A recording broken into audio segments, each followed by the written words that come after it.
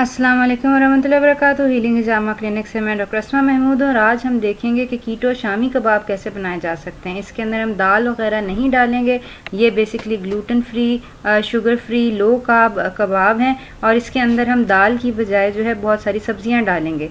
मैं गोभी, पालक, कद्दू और ये है कि सब्ज़ पत्ते डाल रही हूँ। आप चाहें तो कोई भी सब्ज़ी इसके अंदर डाल सकते हैं। इनफैक्ट ये बहुत अच्छा तरीका है कि आप अपना डेली जो आपका 8 या 9 कप का सब्ज़ी का कोटा है वो आप इस तरह पूरा कर सकते हैं। कीटोजेनिक डाइट के बारे में मज़ीद मालूमात के लिए आप दिए गए नंबर पर हमें कॉल कर सकते हैं और हमें जो है वो अपनी आरा से आगाह कर सकते हैं।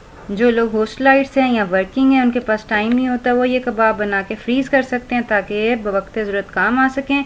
और कोई दावत वगैरह हो, ईद वगैरह हो, तो उसके अंदर ये एक बहुत अच्छी डिश जो है ये होती है।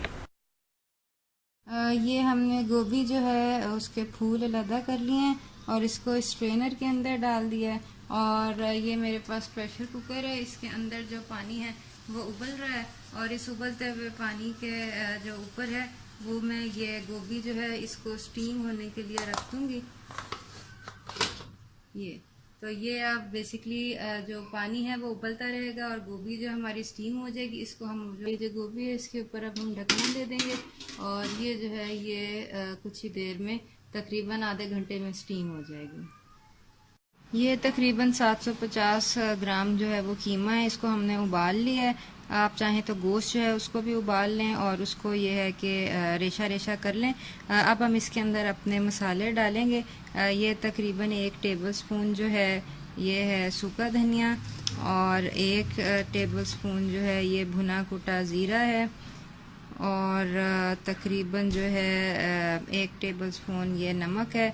आप चाहें तो ये आप ज़्यादा भी डाल सकते हैं। इसके अलावा जो है इसके अंदर जो है आप अंडा भी डाल सकते हैं। मैं अंडा नहीं डाल रही और अंडे की बजाय मैं जो है ये अलसी का आटा जो है ये डाल रही हूँ।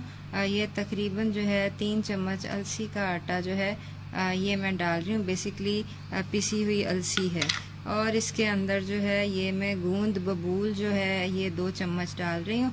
ये मैं इसलिए डाल रही हूँ क्योंकि मैं इन कबाबों के अंदर जो है वो अंडा जो है वो नहीं डाल रही हूँ। तो ये है कि ये मैंने डाल लिया। अब इसके अंदर हम अपनी सब्जियां जो हैं वो डालेंगे। इसके अंदर जो है ये मैं काली मिर्च डाल रही हूँ। आप चाहें तो हरी मिर्च भी डाल सकते हैं। अब मैं इसको जो है वो मिक्स कर लूँगी और जब ये अच्छी तरह मिक्स हो जाएगा तब मैं इसके अंदर अपनी सब्जियां डाल लूँगी।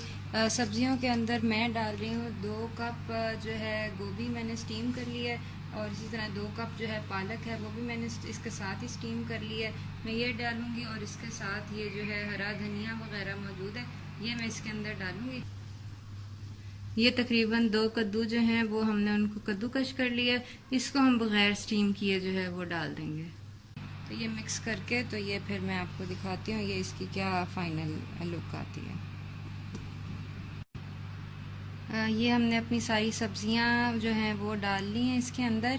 आप चाहें तो आप कोई भी सब्ज़ी डाल सकते हैं। अब हम इसको जो है वो अच्छी तरह मिक्स कर लेंगे, यकजान कर लेंगे और फिर इसके पैटीज़ जो हैं वो बनाएंगे।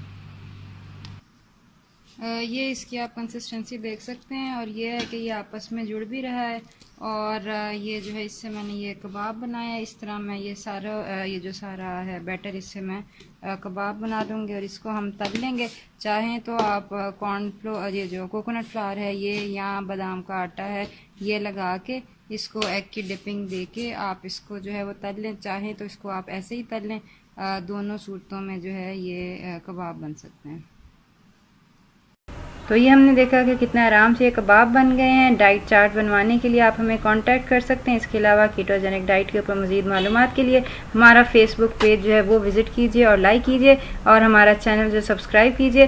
ये सारे लिंक्स जो हैं आपको डिस्क्रिप्शन बॉक्स में मिल जाएंगे। अस्सलाम वालेकुम वरहमतुल्लाहि वबरकातुहू।